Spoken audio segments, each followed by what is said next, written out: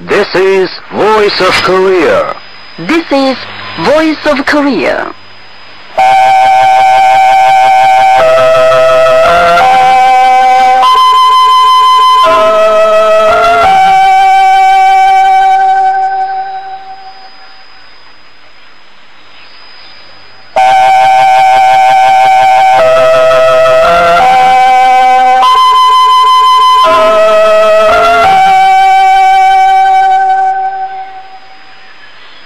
This is Voice of Korea. This is Voice of Korea.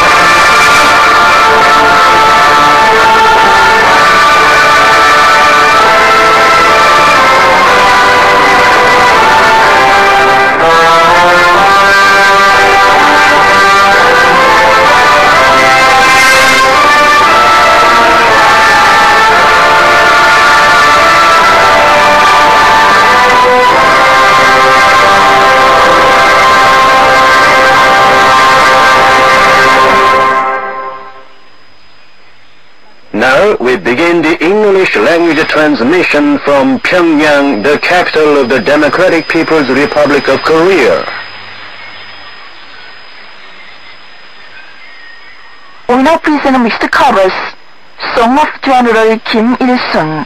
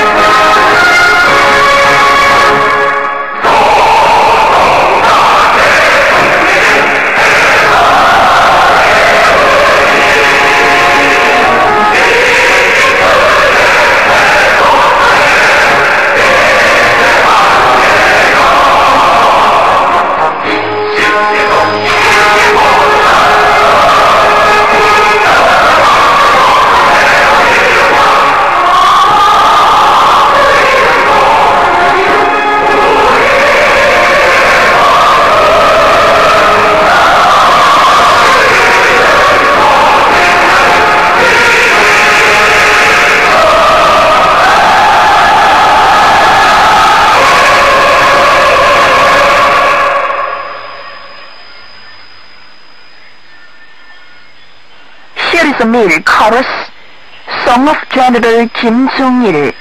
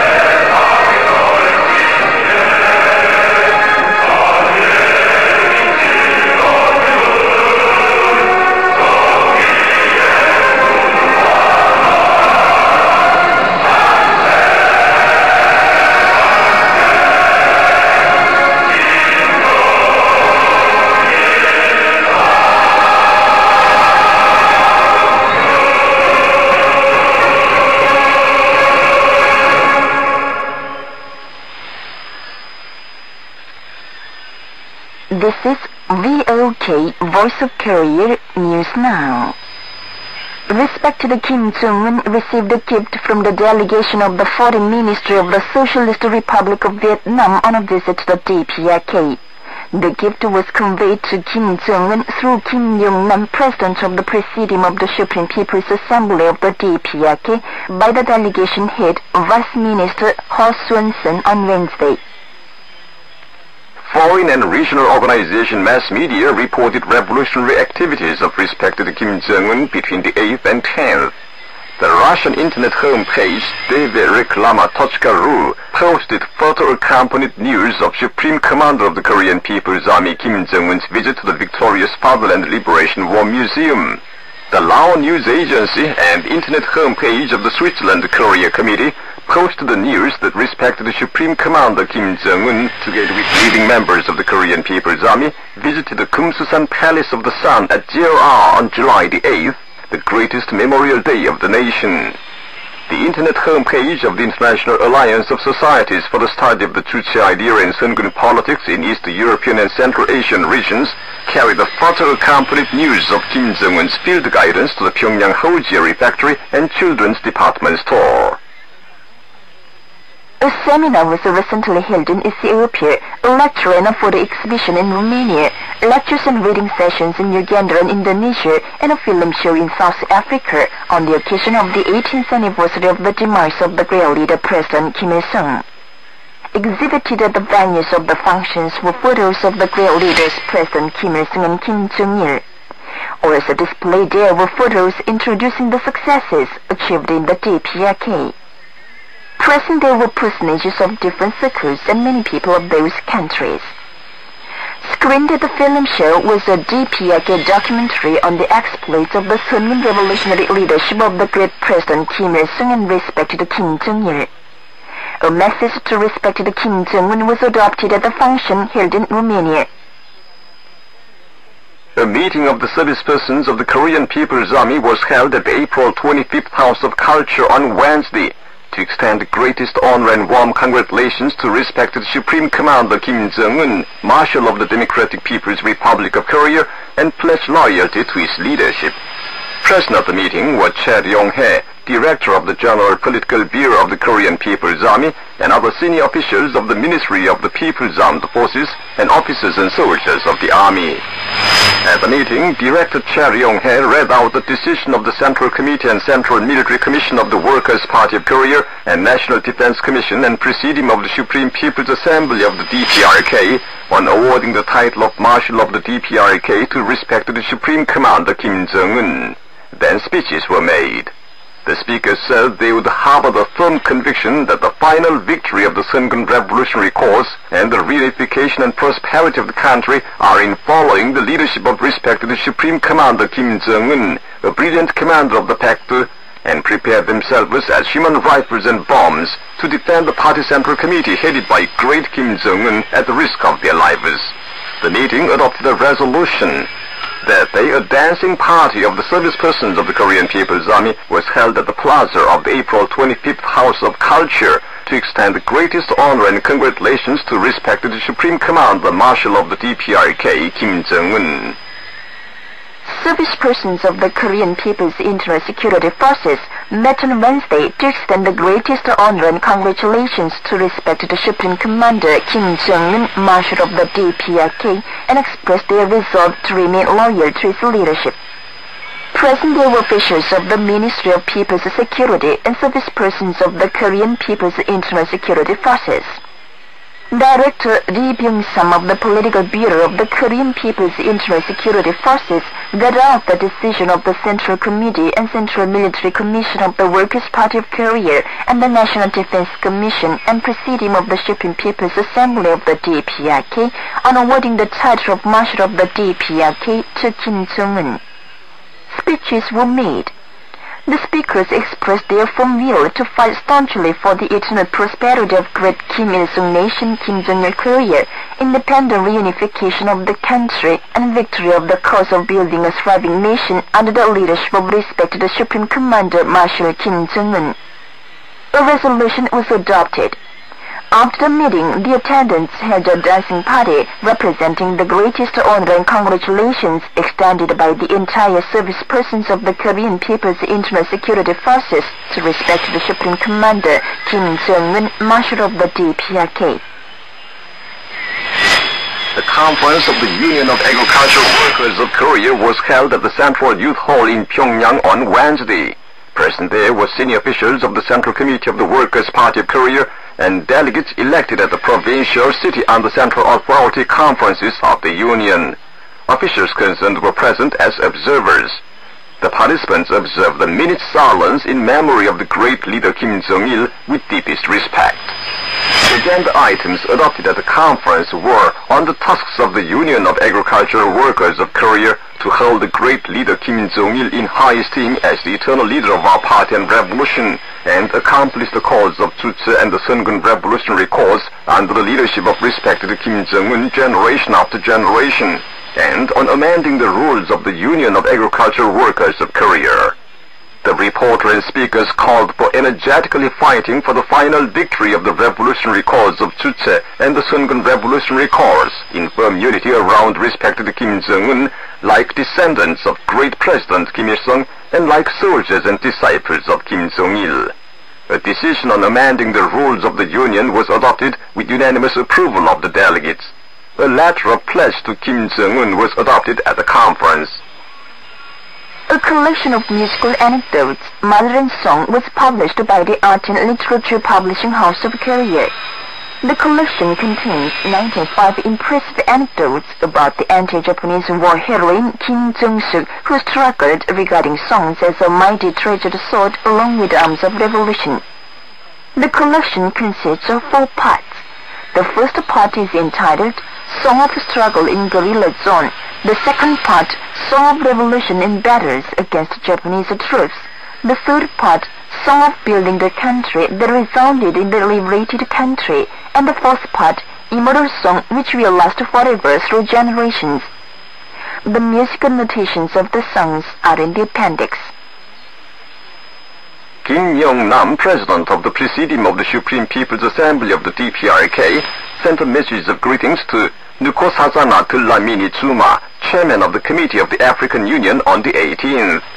The message said his election as chairman of the Committee of the African Union at the 19th Conference of Heads of State and Government of the African Union is an expression of the deep trust in and expectation on him of the peoples of the regional countries, making positive efforts to solve the continental issues by themselves without foreign interference, and to realize peace, stability, and development of Africa. The message reassured Chairman Zuma of the firm stand of the government of the DPRK to actively develop friendly and cooperative relations with the African Union and its member nations.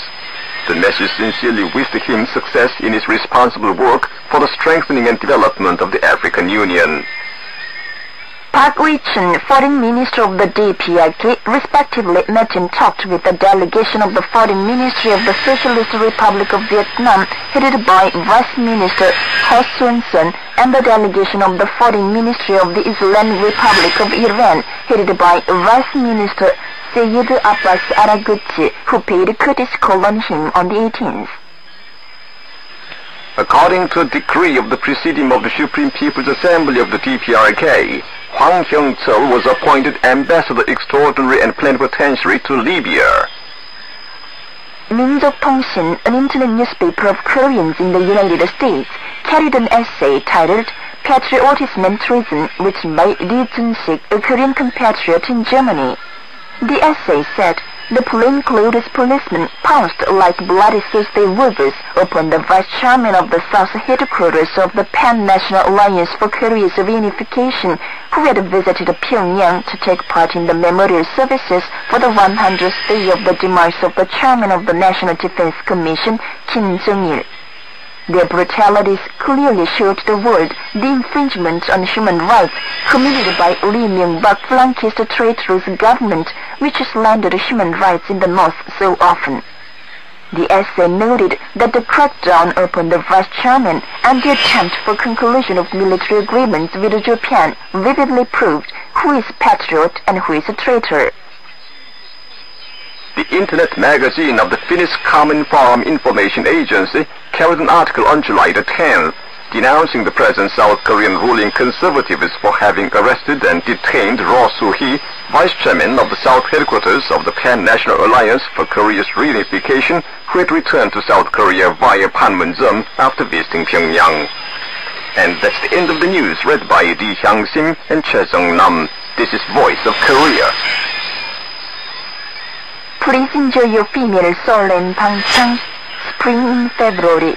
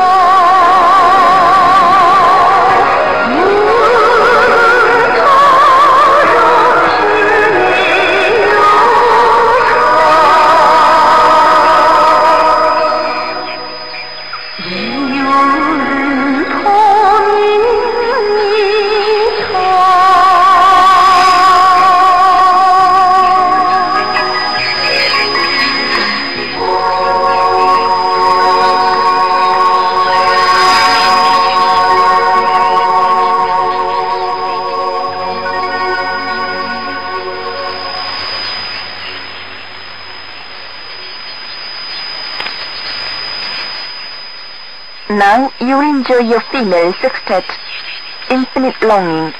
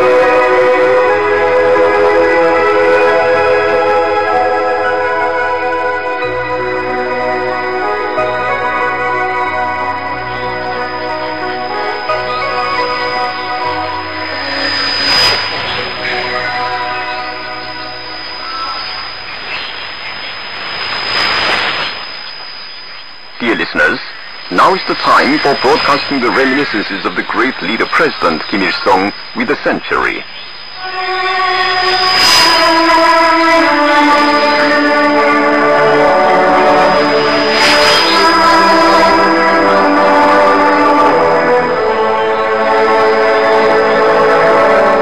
Today we'll bring you the second installment of Section 2.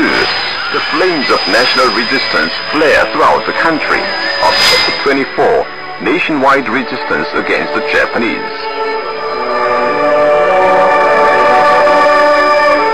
The gist of the operational plan for the final battle was that our main force would make a rapid advance into the homeland and occupy all the provinces, fighting there on the one hand, and on the other, issuing an appeal to the whole nation in order to rouse the workers, peasants, and youth and students who were hiding in the mountains to rally around armed organizations and join the armed popular uprising to destroy the enemy and liberate the country. This plan was certain to succeed.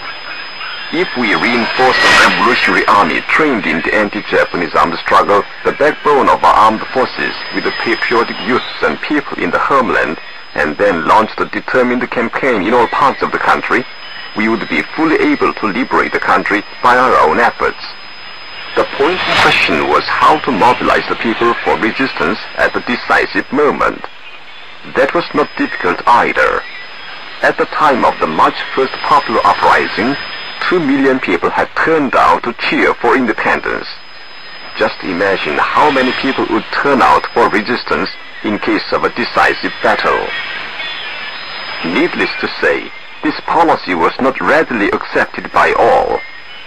When we first proposed the line for national resistance, some people shook their heads dubiously, but most of us supported it, confident that the policy was certain to succeed. Our policy for arming the entire nation astonished the commanding officers of the Northeast Anti-Japanese Allied Army.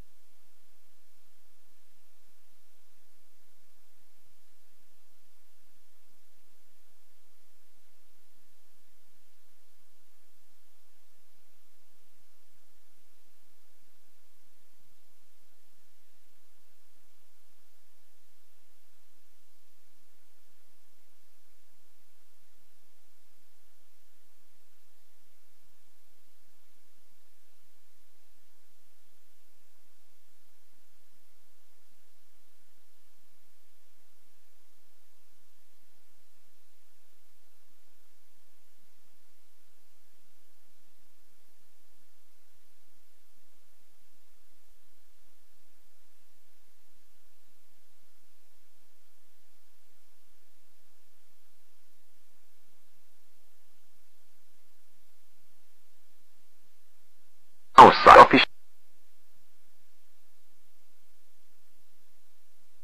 officials, irrespective of their positions, ranging from sub-county officials and lower echelon policemen to provincial governors and the governor-general in the top strata of the colonial government of Korea, and even to the Prime Minister and Emperor of Japan, striking terror into them. In February 32, 1943, the resistance organizations in the homeland sent warning notes to Japanese Prime Minister Toshio in relation to the introduction of the conscription system in Korea. The warning note, sent in the name of all the young people of Gyeongsang County, reads: To Your Excellency Prime Minister Toshio, the Prime Minister's official residence, Tokyo City. Korea will become independent.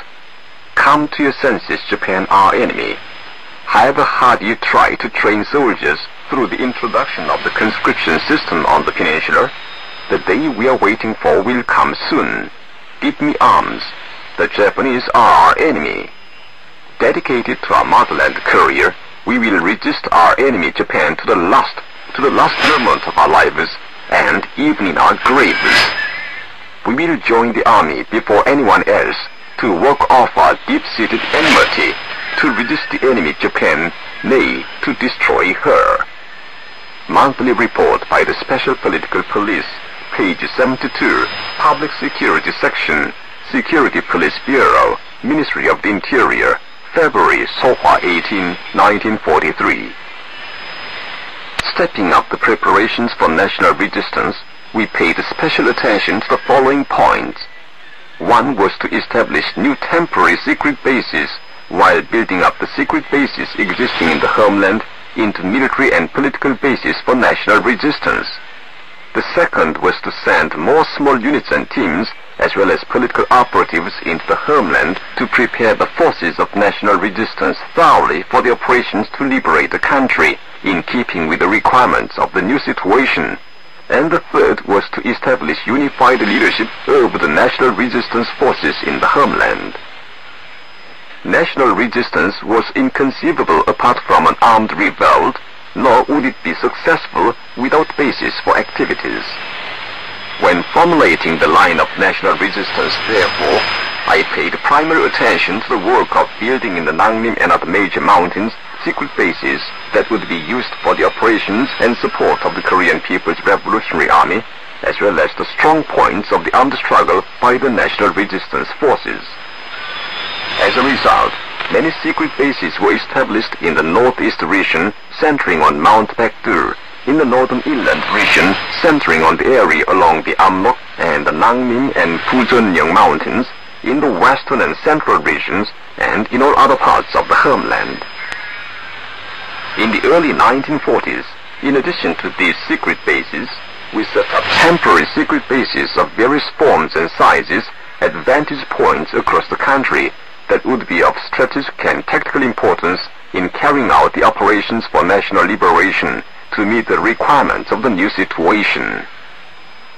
Giving priority to the establishment of the bases, we dispatched many small units, teams, and political operatives to the homeland. I also advanced deep into the homeland on more than one occasion, leading a small unit.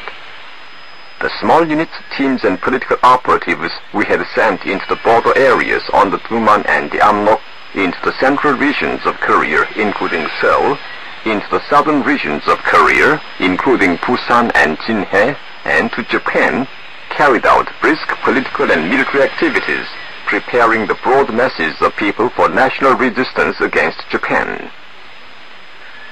An official document issued by the Japanese dealing with the activities of the political operatives dispatched by the great leader reads, "Arrest of an agitation group leader, Kim Il-sung's subordinate." An agitation group leader surnamed Kim, a faithful subordinate of Kim Il-sung, the leader of the insurgent Koreans in Manchuria, who has long since been engaged in anti-Japanese activities, sneaked into Tumen, Jeonba province for the purpose of inciting rebellion and carried out underground activities until he was arrested and put under strict investigation by the police authorities there. The objective of his infiltration and his activities that have been confirmed so far through the investigation are as follows. A.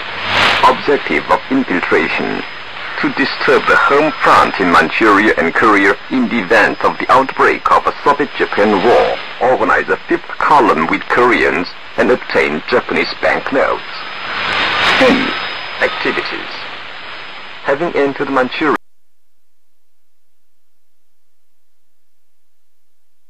from Khabarovsk on the aforementioned mission as an agitation group leader under Kim Il-sung, he allured about 20 insurgent Koreans in Tumen.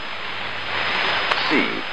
Background: as the fact that the headquarters of the 5th column is in Gyeongsang, Seoul has become clear, a close examination is now underway for detailed information.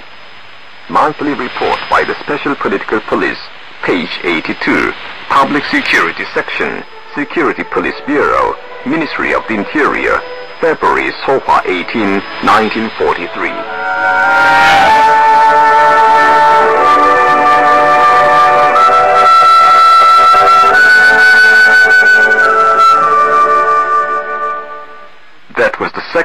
installment of Section 2, The Flames of National Resistance Flare Throughout the Country, of Chapter 24, Nationwide Resistance Against the Japanese, from the reminiscences of the great leader President Kim Il-sung with a century.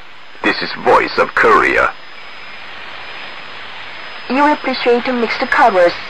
Generalissimo Kim Il-sung is with us.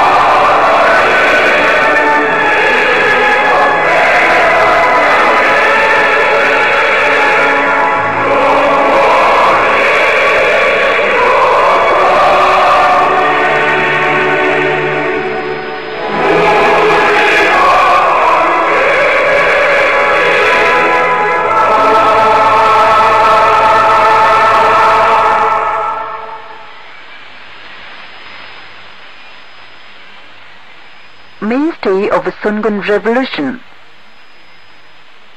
The respected Kim Jong-un, in his speech made at the military parade for celebrating the centenary birth anniversary of the great leader Generalissimo Kim Il-sung, stressed that the Army People unity is the root of our society and the mainstay of the Sungun Revolution.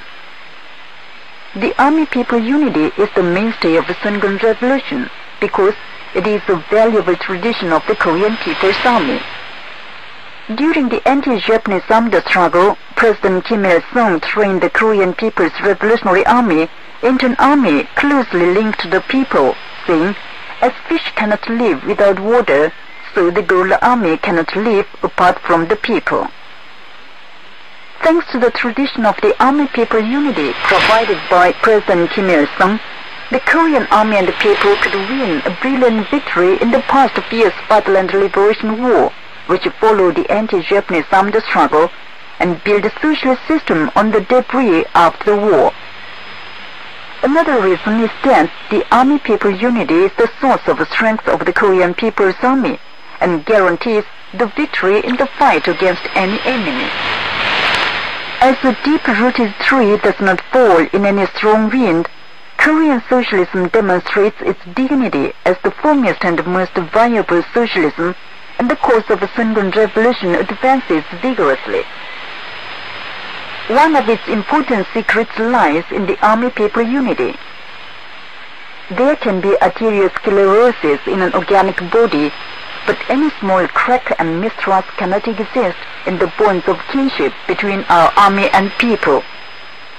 It was the philosophy and motto of Kim Jong-il on the Army-people relations. With such a philosophical principle, Kim Jong-il took measures to ensure the unity of the army and the people in ideology and fighting manner on the basis of the revolutionary soldier spirit during his Sungun revolutionary leadership. The history of great Kim Jong-il's Sungun politics clearly records his sacred efforts to lead the people's army to defend the people's lives and property at the risk of their lives and perform feats as corridors of the people's happiness, holding high the slogan, "Let us help people." Thanks to the great Army People Unity achieved under the leadership of Kim Jong-il, the Sungun Revolution could advance more vigorously, and the Korean people are filled with a firm confidence that they can defeat any enemy.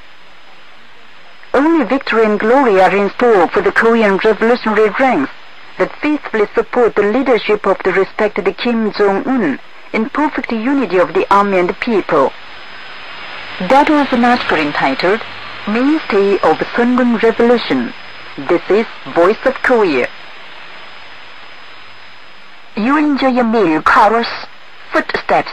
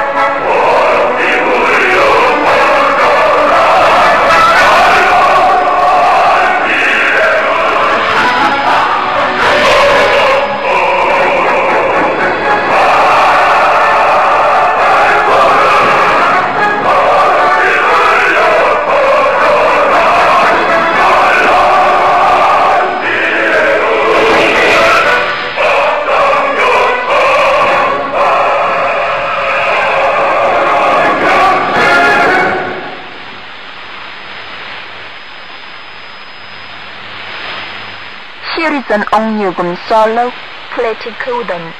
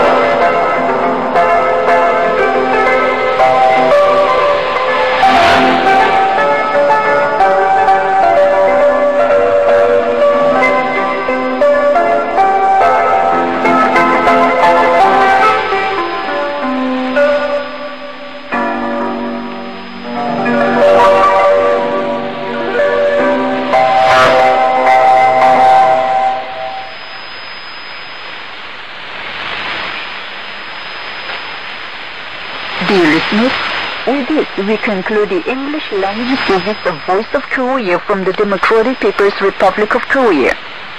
Voice of Korea presents its English language service for Southeast Asia between 5 and 6 hours UTC on 13,650 kHz and 15,100 kHz, and between 10 and 11 hours UTC on 11,735 kHz and 13,650 kHz.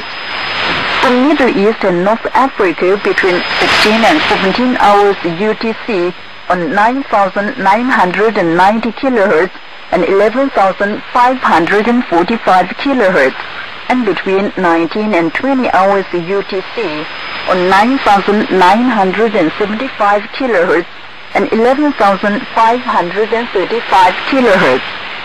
For Southern Africa, between 19 and 20 hours UTC on 7,210 kHz and 11,910 kHz.